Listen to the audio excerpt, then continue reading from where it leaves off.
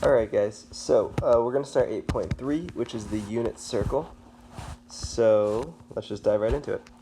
It says find the radian measures by converting from the following important/special angle measures. Okay, so just working through these, if we took 30 degrees and we multiplied it by pi over 180 because we want to find the radians. If we simplify these two things, 30 goes into 186 times, so it would be pi over 6. So that gives us pi over 6 for 30 degrees. 45 degrees is 45 times pi over 180. 45 goes into 184 times, so then it becomes pi over 4. So 45 degrees is pi over 4. And then 60 degrees times pi over 180. 60 goes into 183 times, so it's going to be pi over 3. So that gives us pi over 3. We've already kind of briefly talked about these next angles. Okay, 90 degrees, remember, if we're looking at our little coordinate plane here, 90 degrees is up here, which we also called pi over 2. 270 degrees is down here, right? We called that one 3 pi over 2. 180 degrees was on the left side here, so that would be just pi. And then 360 degrees is a full circle, which we've been talking about is 2 pi. Okay, so these right here are our very special angles that all have to deal with this thing called the unit circle. Okay, if you want to convert 90, 270, 360, and 180, feel free to, but I just kind of wanted to give those to you guys. Alright, so we'll be using these angles in both their degree and radians frequently, so it's important that you memorize these values. Okay, so by values, it's good to know, or it should be memorized, that 30 degrees is the equivalent to pi over 6 radians. That's what that means. So I've already had you guys fill out a table just like this before, but we're just going to kind of walk through it one more time. So use the model triangles below to fill in the table. When you will have n in the ratios at first, but it will simplify out. Okay, so make sure all ratios are rationalized. So this first one right here, we're asking for the sine of 30 degrees. So we go 30 degrees, we go opposite side, and then we look at the hypotenuse. So that gives us n over 2n. So that's going to give us 1/2 when we simplify. Okay, the cosine of 30 degrees then, when we look at this, we're going to go adjacent over hypotenuse, so that's n radical 3 over 2n. Those n's cancel out, we get radical 3 over 2. And then the tangent is opposite over adjacent, which is n over n radical 3. So when those cancel, we get 1 over radical 3. And then we rationalize the denominator. So we multiply by radical 3 over radical 3. And that gives us radical 3 over 3 for the tangent of 30 degrees. Okay, guys. So that's just kind of an example of going through one of these. I think we filled this table out twice now. So let's kind of just go through this and see what we remember. So sine of 45 degrees is going to be the opposite over the hypotenuse. So n over n radical 2. So when that simplified, it became radical 2 over 2. Sine and cosine of 45 degrees are actually the same. So radical 2 over 2 is the cosine of 45 degrees. And then the tangent of 45 degrees is just n over n, which is just 1. Okay? And then hopefully you remember that 60 degrees is actually the opposite of the 30 degrees. So now sine becomes cosine and cosine becomes sine.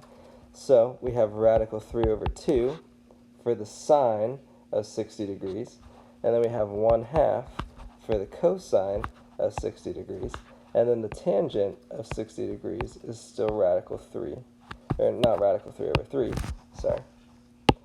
It is actually just radical 3, right? Because we went 60 degrees, we went opposite over adjacent, that would put n radical 3 over n. Those two things cancel, and we're just left with radical 3. Okay, so that's kind of filling out that box. So then the last thing that I just want to touch up real quick here is just what exactly is this unit circle? So this is called the unit circle. This is a blank unit circle with nothing on it. And basically, if we look at this unit circle, we can actually split it up just how we split up our coordinate plane, right? So we had 0 and 2 pi is the far right. We have 90 degrees, or pi over 2, is the top here. 180 degrees, I'll actually put the degrees, or pi radians, right?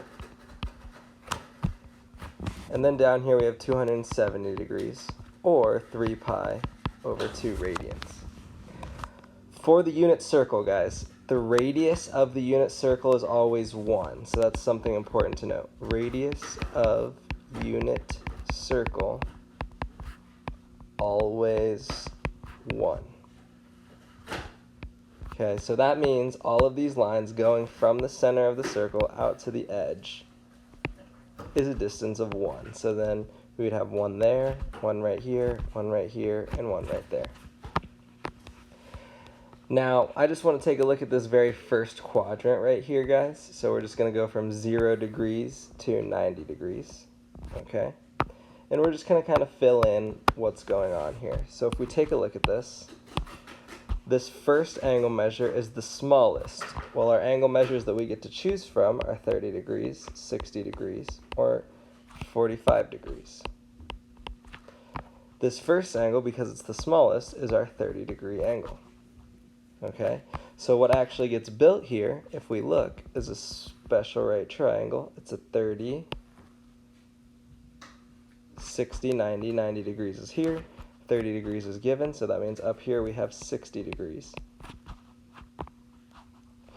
Then, knowing that, we can then look at this distance is 1, so the distance of the radius is 1, so then the distance, I'm going to erase this one because it's a little confusing. The distance down here is called x, and then the distance over here would be y. Okay, so we can actually find both x and y using our special right triangle properties up here of our 30, 60, 90. So then what we do is we say, well, if we want to go from the hypotenuse down to the base, we divide it by 2. So that tells us that at the y point right here, if we take 1 and divide it by 2, we would get 1/2. Then to go from the short side to the long side, we multiply that by radical 3. If we take 1/2 and we multiply it by radical 3, that gives us radical 3 over 2. Okay, so check this out. We have this point. Oops, let me circle it. Radical 3 over 2 and 1/2. Let's see where that fits in our table. So radical 3 is x, 1/2 is y. Well, then take a look at this. Sine of theta, sine of theta, 1/2, sine of theta, 1/2, cosine of theta, 3 over 2. So it looks like this would fit right there. So our 30-degree angle, y value, x value.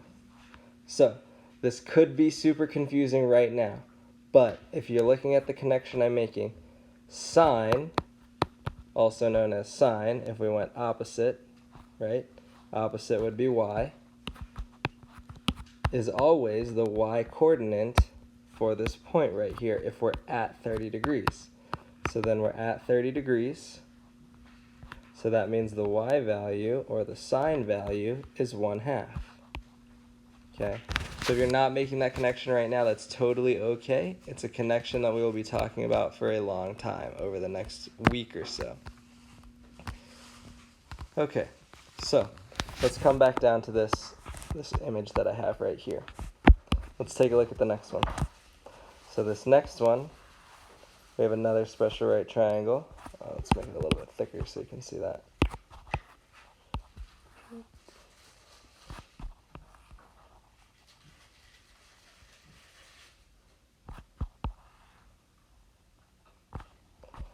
Okay.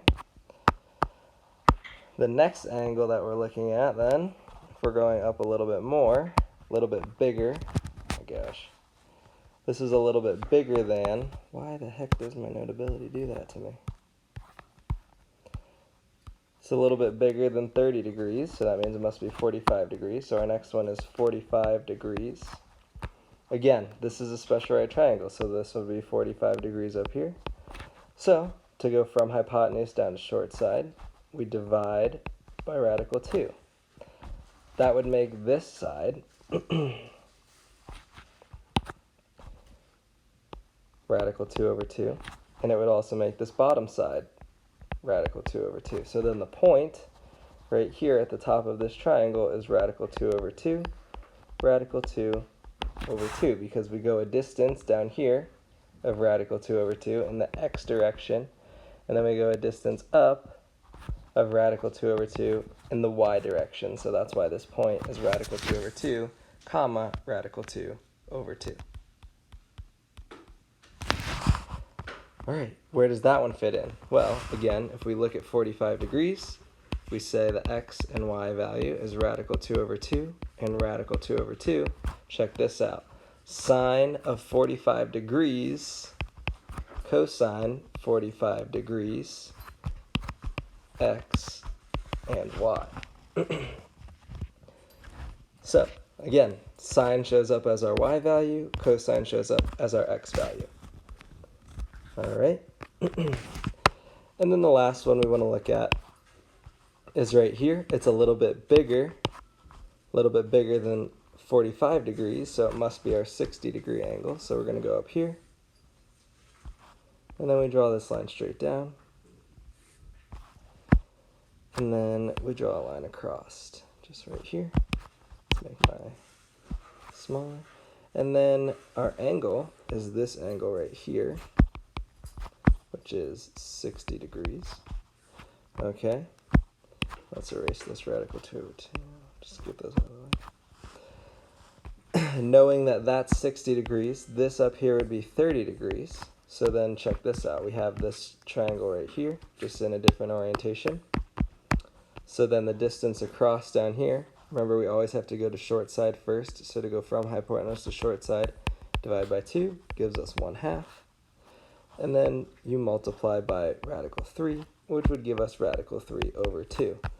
So the point right here at the top is going to be 1/2 in the x direction, radical 3 over 2 in the y direction. So let's see how it connects. So we have 1/2 in the x direction, radical 3 over 2 in the y direction. Look at this 60 degrees. Again, y, radical 3 over 2, x, 1/2. So again, sine shows up as the y value, cosine shows up as the x value. All right, and that is really all I wanted to show you guys today of the unit circle. This is a very quick just intro of what the unit circle looks like. Okay, we'll talk more about the horizontal and vertical lines of the first quadrant at a different time. So I hope you guys have a good rest of your Tuesday, and let me know if you guys have questions. This stuff can be confusing to start out with, so please, please, please ask me questions as they come up. All right, see ya.